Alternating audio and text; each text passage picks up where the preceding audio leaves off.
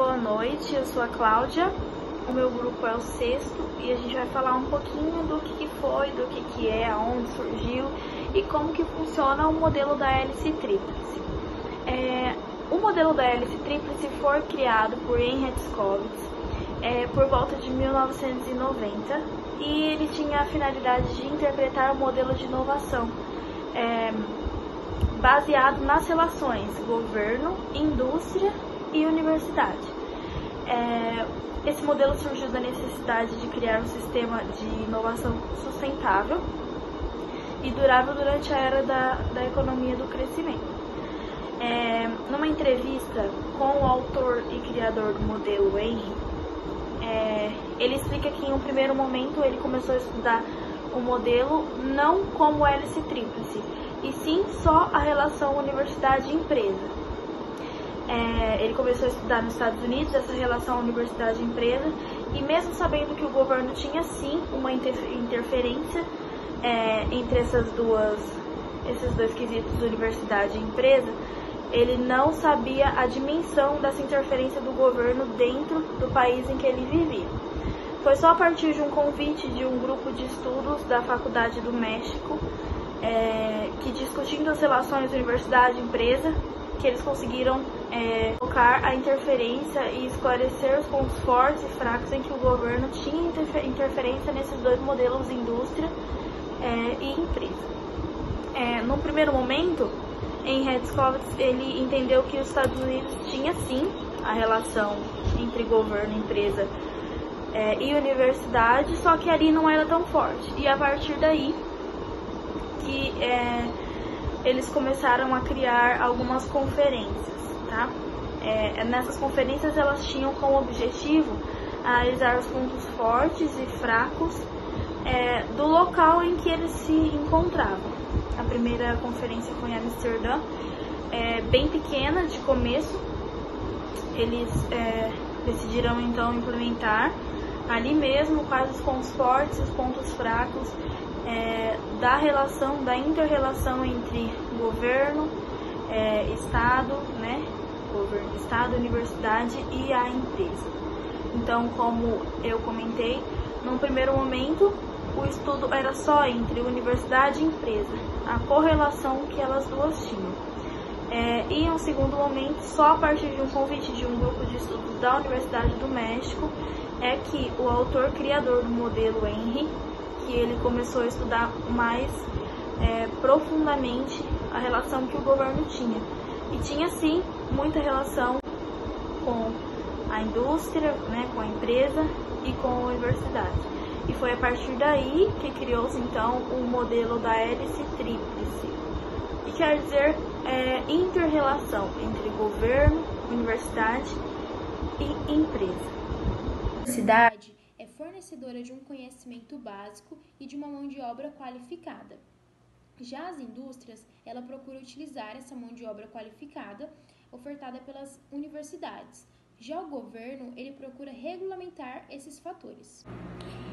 Em Presidente Prudente, podemos citar dois grandes exemplos. Um deles é o CIEE, que é uma entidade social sem fins lucrativos que possibilita jovens, estudantes, adolescentes que ingressarem no mundo de trabalho, podendo alcançar um grande conhecimento e também oferecendo uma mão de obra qualificada. E é notório que essas hélices, elas se interligam, como por exemplo, quando o governo não está bem, consequentemente as universidades também não e as empresas também não. De grande sucesso a ser apontado é o Vale do Silício, localizado na Califórnia, nos Estados Unidos, já que nele se encontra grande parcelas das empresas tecnológicas, como o Google, a Apple.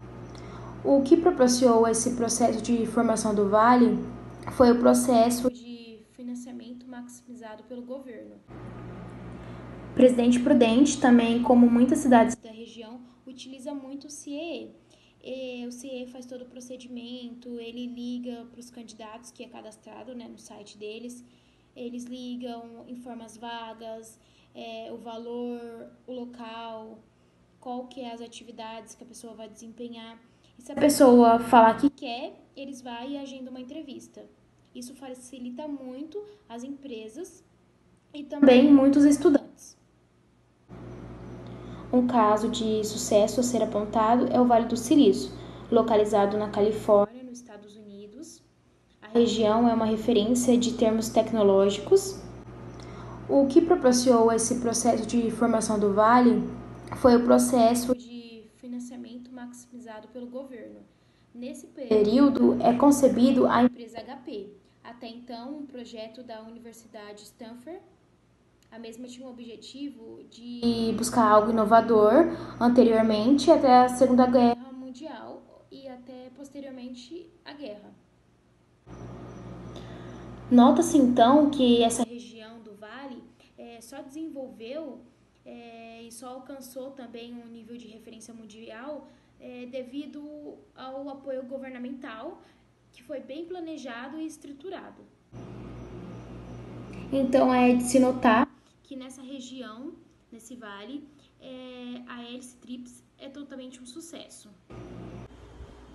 Olá, meu nome é Jéssica e eu vou falar um pouquinho mais sobre como funciona a hélice tríplice.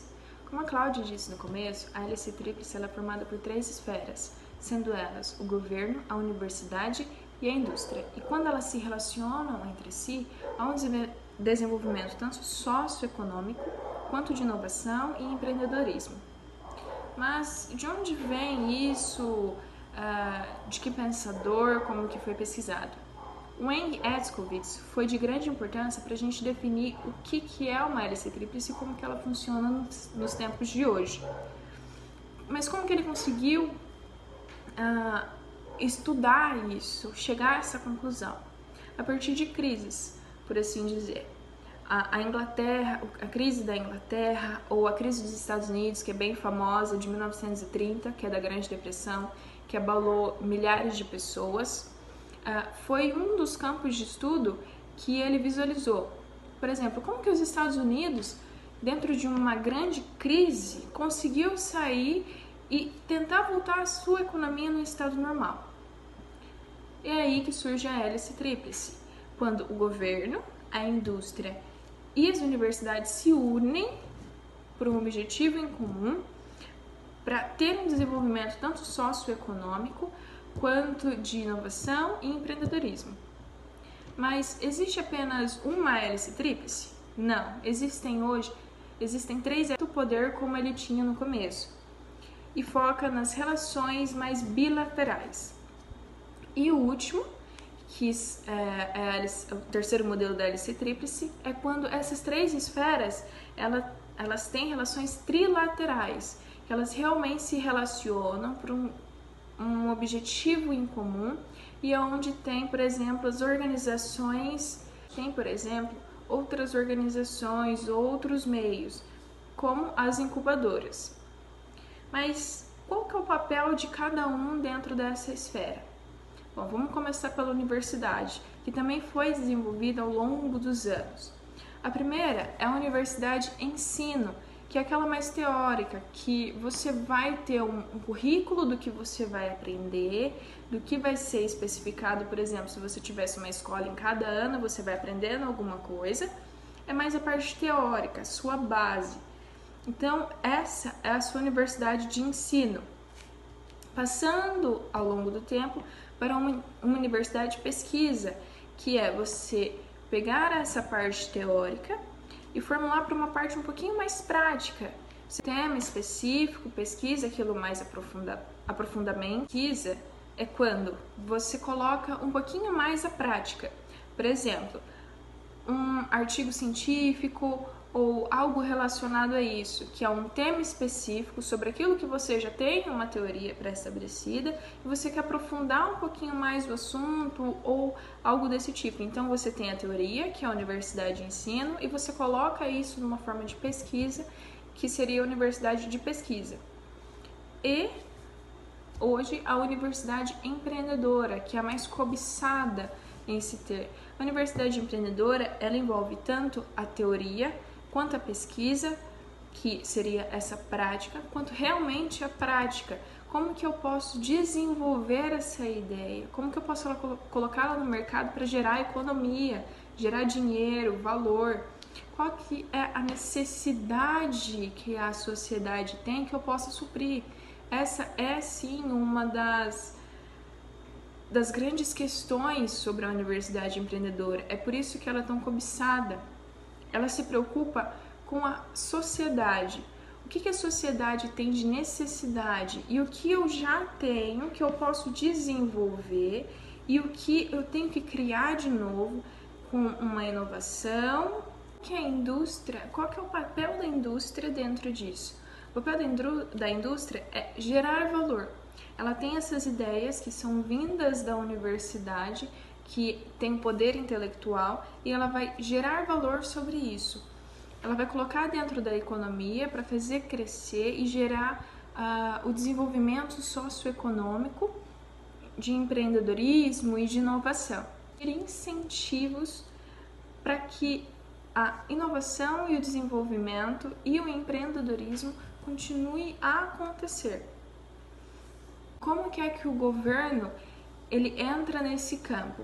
O governo ele está aí para reger tudo isso, por meio de legislações, infraestrutura e dar incentivo econômico, por assim dizer. O governo, então, a partir das outras esferas, é dar apoio, estrutura, reger isso de uma forma legislativa.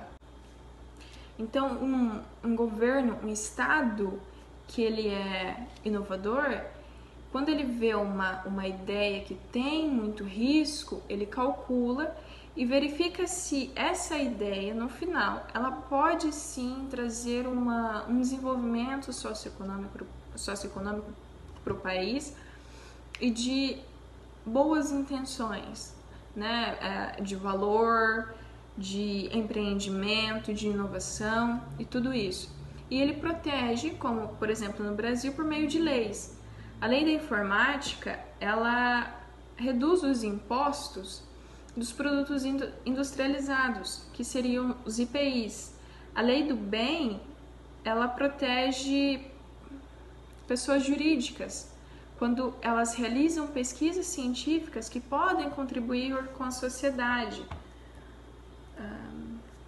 Também temos a lei do incentivo à inovação, do incentivo à inovação e à pesquisa científica e o marco legal da ciência e tecnologia.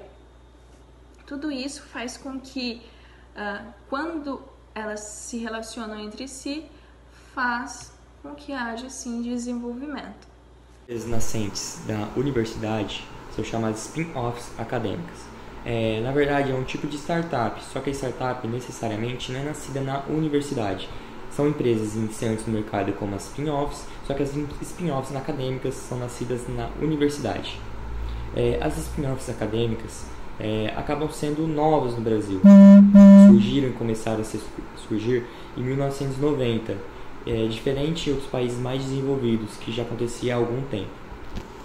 Na UniOeste mesmo, a gente tem vários exemplos disso e até vivenciamos. O projeto integrador é um exemplo de incentivo que a universidade tem para os seus alunos acabarem sendo empreendedores, fazendo seu próprio negócio inovador e empreendedor.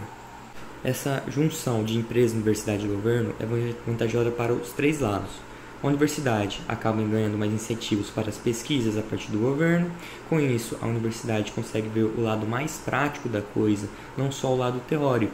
E a empresa consegue ter mais funcionários mais inovadores no mercado, mais empreendedores, que é algo que acaba sendo diferencial. Alguém sendo empreendedor dentro de uma empresa pode buscar algo novo. Neste gráfico a gente consegue enxergar o número de startups no Brasil, de 2015 a 2019. Em 2015 era mais ou menos 4.000 startups no Brasil. Hoje já triplicou esse número, passando das 12.000. E isso é mais uma forma de ver que no Brasil o empreendedorismo por oportunidade está nascendo cada vez mais. As empresas estão sendo empreendedoras. As empresas nascidas na universidade, por incentivos, por oportunidades, está crescendo cada vez mais. Bom, para a gente agora analisar a perspectiva futura, a gente analisou um pouquinho do passado, um pouquinho do presente no Brasil, verificando as startups de empreendedores por oportunidade e necessidade. Bom, para a gente ver a perspectiva, para ter um aumento maior disso, o governo tem que estar interligado com a universidade e empresa. O governo tem que incentivar a pesquisa, incentivar as pessoas serem empreendedoras, terem novos produtos no mercado, terem novos terem novos produtos daquelas já subestabelecidas. Resumindo, as ações do governo têm que estar filtradas e centralizadas no empreendedorismo, voltada a desenvolver o aprendizado nas suas diferentes formas e com isso buscando uma mudança econômica no país e em suas empresas.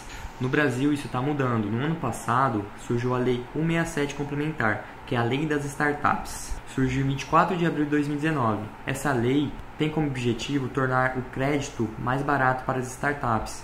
É uma forma de incentivar elas a buscarem inovação e investirem no seu negócio. Além das startups, o governo também disponibiliza esse crédito para microempresas, empreendedor individual e empresas de pequeno porte. Isso acaba significando que qualquer pessoa pode abrir sua empresa, que o governo está disponibilizando o crédito mais barato, com menos juros, para essas empresas investirem no seu negócio. Estão tendo oportunidade para investir, para assim empreendedoras serem inovadoras no Brasil. Além disso, nessa lei tem um complemento que chama Inova Simples. Esse Inova Simples ajuda as empresas startups a abrirem seu negócio, ajuda elas a concretizarem seu negócio, em seu desenvolvimento e sua formalização. Para 2020, ainda a gente não tem nenhuma lei no Congresso para a ajuda dos pequenos startups, microempresários, para desenvolver o empreendedorismo no Brasil. Mas a lei já criada, a Lei 167, já está incentivando bastante o empreendedorismo por oportunidade no Brasil. E para os próximos anos, a perspectiva é que aquele empreendedorismo por necessidade diminua cada vez mais. Boa noite a todos, meu nome é Felipe e hoje eu vou falar sobre a perspectiva de crescimento econômico baseado na inovação e empreendedorismo. Bom, para a gente começar a analisar a perspectiva, a gente antes tem que analisar o passado e o presente do empreendedorismo total no Brasil. Bom, neste gráfico a gente consegue enxergar o empreendedorismo por oportunidade e por necessidade dos anos de 2002 a 2018. Esse gráfico, o empreendedorismo por oportunidade, leva vantagem todos os anos, sempre superior ao de necessidade. Em 2013 bateu seu maior pico, sendo 70% do empreendedorismo total no Brasil. Mas em 2014 e 2015 houve uma queda por conta da crise econômica vivida no país, no Brasil. Em 2018, fechando o ano de pesquisa, batendo 62%. A universidade e instituições de pesquisa têm um papel muito importante nisso e fundamental. Ela acaba incentivando seus alunos, pesquisadores, a serem inovadores e empreendedores, a terem seu próprio negócio. Olá pessoal, conforme foi falado anteriormente pelo pessoal do grupo, nossa dinâmica consiste em fazer a integração entre a universidade, indústria e governo. Bom, a aplicação do modelo hélice tríplice aqui na nossa região, ela vem com a proposta da criação de uma associação. Essa associação seria composta por alunos, acadêmicos das universidades que têm um curso de gestão aqui da nossa região, além de profissionais devidamente capacitados para estar prestando o devido auxílio para esses acadêmicos. O objetivo principal dessa associação é oferecer uma consultoria às indústrias e empresas que queiram se filiar a ela. Essa consultoria ela será feita por meio do desenvolvimento de projetos com ideias inovadoras de acordo com a necessidade de cada uma para manter a mesma competitiva no mercado. Como benefício para os acadêmicos que estejam inseridos nessa associação, esses projetos desenvolvidos eles poderão ser devidamente publicados e reconhecidos, gerando um conhecimento profissional, um crescimento também profissional e pessoal desse acadêmico, além da troca de conhecimento entre si. Para a empresa que queira se filiar, o benefício, além de promover a sua marca, também é de um baixo custo de mão de obra dessa consultoria, comparado ao custo da contratação de um profissional devidamente capacitado para estar realizando essa consultoria ou até uma empresa. Essa ideia dessa criação dessa associação, ela, além de fomentar o lado empreendedor do universitário, também vai fazer o mesmo desenvolver algumas habilidades. Como esses projetos desenvolvidos eles poderão ser publicados e reconhecidos, esses universitários eles vão dar o melhor de si para estar desenvolvendo essas ideias e esses projetos, tanto quanto uma empresa ou um profissional capacitado. Ou seja, a empresa, a indústria que esteja contratando esse serviço, ela não está perdendo em nada do lado capital voltado, né, ao capital intelectual. Pelo contrário, ela vai estar ganhando no custo. O valor desse projeto, assim como todo projeto que é inserido, a implementação de um projeto, ela pede um investimento.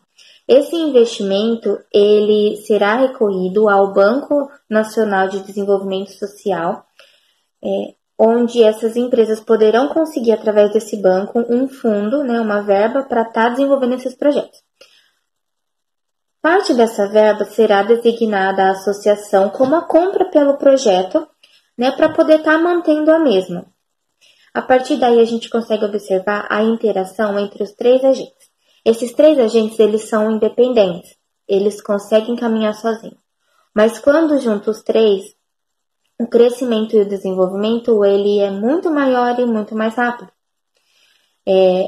Porque essa associação, né, com essas normas, com essa política, ela vai fazer com que esse banco de investimento, esse banco nacional, ele fomente, né, essa associação, ela vai fomentar nas empresas o investimento a partir desse banco e não de um outro banco convencional. Então, essa interação vai promover benefício para os 3 agentes, essa interação vai promover benefício para os 3 agentes. E esse é o objetivo da hélice tríplice, juntar, né, fazer essa junção de forma com que os 3 sejam beneficiados, que os 3 tenham crescimento. Então, pessoal, nossa dinâmica começa assim. Nós iríamos separar 15 voluntários da sala para participar dessa dinâmica, onde deveríamos separar um grupo com 5 pessoas para representar a universidade, onde eles têm como objetivo apoiar a empresas que necessitam de consultoria. Dessa forma, a empresa teria 5 pessoas, onde nós daríamos um caso a eles. Nesse caso, eles devem pedir apoio ao pessoal da universidade, para que eles tenham uma ideia de como solucionar o tal problema. No caso, esse problema seria na parte operacional de uma empresa, onde os funcionários não têm motivação a bater suas metas. Mesmo com o líder incentivando-os, a produção só tende a cair. Como eles poderiam solucionar? E o último grupo, e não menos importantes, também são formados por 5 integrantes. Eles representam o governo. O governo é aquele onde ele injeta o dinheiro, só que para ele injetar ele tem que analisar antes se realmente compensa ou não. E essa seria a função desse último grupo. Analisar se realmente compensa investir nessa empresa, investir nessa indústria, a verba para poder apoiá-los.